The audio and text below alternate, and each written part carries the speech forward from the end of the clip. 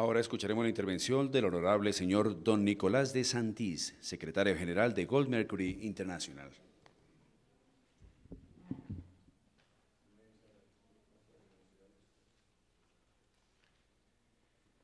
Excelentísimo señor don Álvaro Uribe Vélez, presidente de la República de Colombia. Excelentísimos embajadores, autoridades de la nación y representantes de los distintos estamentos sociales de la patria colombiana.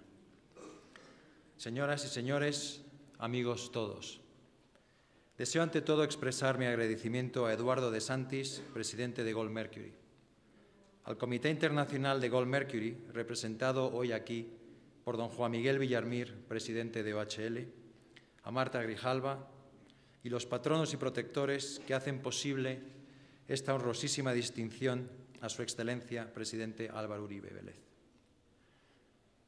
La concesión del Gold Mercury International al doctor Álvaro Uribe en su calidad de jefe de Estado no es un regalo, sino el resultado de una meditación histórica que está más allá de los conflictos o episodios periféricos de nuestros días. Gravita esa meditación sobre el reconocimiento de una obra política en una coyuntura extremadamente compleja y violenta. Quiero explicar por ello las razones, el logos, es decir, los fundamentos éticos de la concesión a un jefe de Estado comprometido con su país en circunstancias muy difíciles y en casos que parecían insuperables y se han ido superando en un proceso dialéctico difícil. Esa explicación iniciática es inseparable de la memoria y la memoria, a su vez, es indisociable del imaginario colectivo.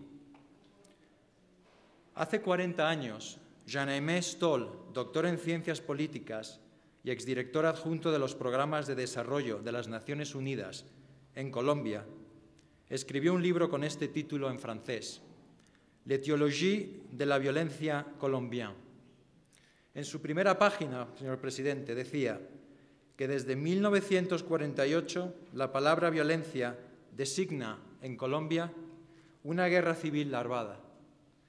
En el año 2000, en su número de julio-agosto, la revista Foreign Affairs, en un artículo titulado Colombia's Two-Front War, Rafael Pardo, presidente de la Fundación Milenio y consejero especial del presidente Virgilio Barco en las negociaciones para la paz, hacía un balance de la situación con estas impresionantes palabras, testimoniales y dolorosas, que conviene recuperar y mensurar. En los últimos 15 años, tomo sus palabras a la letra, 200 bombas han explotado en Colombia, algunas con la potencia de las usadas en el atentado de Oklahoma City.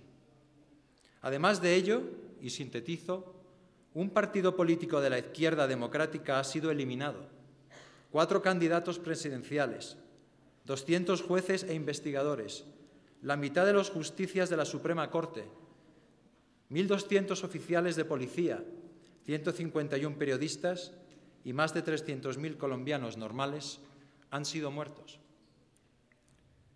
En el año 2002, cuando el doctor Álvaro Uribe tenía 50 años, se iniciaba su periodo presidencial con ese pasado.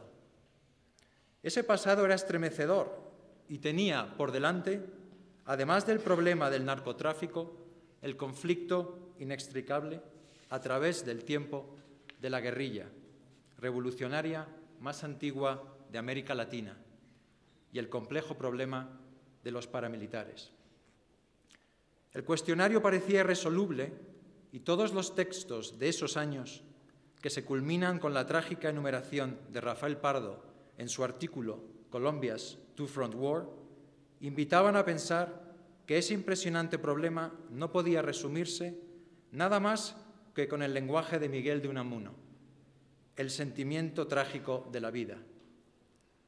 Nosotros, responsables del camino recorrido con los premios anuales de Gold Mercury International, nos inclinamos unánimemente al margen de los episodios sulfúricos de las accidentales tensiones fronterizas, que solo tienen como destino final la paz y no la guerra, la convivencia y el diálogo y no la ruptura, por conceder el premio anual del Gold Mercury International a un jefe de Estado en la persona, en el año 2009, el doctor Álvaro Uribe, que ha intentado superar esa vasta tragedia con entereza y deseo de pacificación. Nuestra meditación ha sido austera, crítica, respetuosa de las diferencias, pero acreditando, evaluando y ratificando una obra que en el doloroso y dramático proceso colombiano, en busca de la democracia, de la paz fundida en la razón, el derecho y la concordia, invitan a la esperanza, señor presidente. Esto es, al acuerdo fundado en la inteligencia y la tolerancia. Gold Mercury International asume, sin dudarlo, que en las graves crisis de la historia, la invención de la tolerancia es un tema mayor de la lucidez humana. En las grandes crisis, la invención de la tolerancia ha sido el eslabón final de un proceso civilizador. Pese a la dramática secuela de todas las violencias, todavía en 1882 el diccionario Litre definía la tolerancia como condescendencia o indulgencia ante un pecado que no se puede evitar. Solo en el diccionario Robert de 1964 se entendía la tolerancia como el respeto a las libertades y opiniones de los demás. Por esa causa resalta más la obra del doctor Uribe, en una memorable y áspera asunción de la tolerancia en una situación donde todavía la violencia para ciertos grupos significa la última razón. Luchar contra esa hipótesis es la obra de un pueblo entero y de un hombre de Estado. Bien entendido que la razón de Estado es enteramente disociable del voluntarismo autoritario que destruye igualmente la paz y la concordia.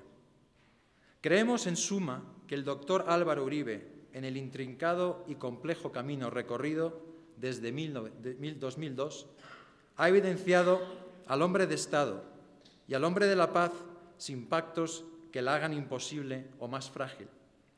Un equilibrio delicado que debe ser apoyado para evitar que el radicalismo verbal pueda aparecer como una ilusión, siempre falsa frente a los problemas reales. Gold Mercury International quiere asumir para Colombia y el doctor Álvaro Uribe, a su vez, la epopeya del bicentenario de las independencias de América Latina.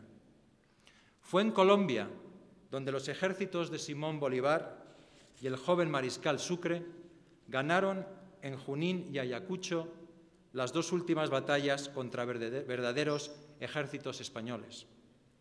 Las fechas del 6 de agosto y el 9 de diciembre de 1824 resplandecen no solo por la victoria, sino por algo de mayor nivel ético y jurídico-político. Que la paz firmada por Sucre después de la batalla de Ayacucho contra las tropas del virrey La Serna definieron para el futuro una nueva forma de establecer una paz verdadera fundida en la concordia, la mesura y la razón. En el texto final, Simón Bolívar escribe en Santa Marta, a horas cercanas a su muerte, deben iluminar la conciencia de este pueblo admirable que ha sufrido durante largos decenios la inclemencia de las guerras intestinas, que transportan consigo siempre un dolor mucho más alto y más terrible que una guerra internacional. Por ello mismo, recupero aquí, señor presidente, una parte esencial del último escrito de Bolívar. Permítaseme, en estas horas delicadas para el mundo y de esperanza para Colombia, una parte del último texto escrito por Bolívar en la Quinta de San Pedro, alejandrino, que generosamente le cediera el español Joaquín de Mier. En sus horas postreras, ese texto dice así: colombianos, mis últimos votos son para la felicidad de la patria. Si mi muerte contribuye a que cesen los partidos y se consolide la unión, yo bajaré tranquilo al sepulcro. Señoras y señores, esas palabras de Simón Bolívar pueden ser una guía del futuro y, por ser parte del patrimonio moral del doctor Álvaro Uribe, le entrego, bajo el testimonio de una nación que merece la paz y la concordia, el Gold Mercury International al jefe de Estado elegido este año de 2009 para el Premio Gold Mercury International. Gracias, muchas gracias por el honor de dirigirme a ustedes con la esperanza y la firme creencia, frente a lo accesorio, que se está en el buen camino, el camino civilizatorio en la nación y en las fronteras de pensar y hacer todo lo realmente hacedero y humano para hacer lo posible, lo que parecía imposible. Gracias, repito, por esta oportunidad de dirigirme a ustedes y a usted, señor presidente, con las palabras de Simón Bolívar.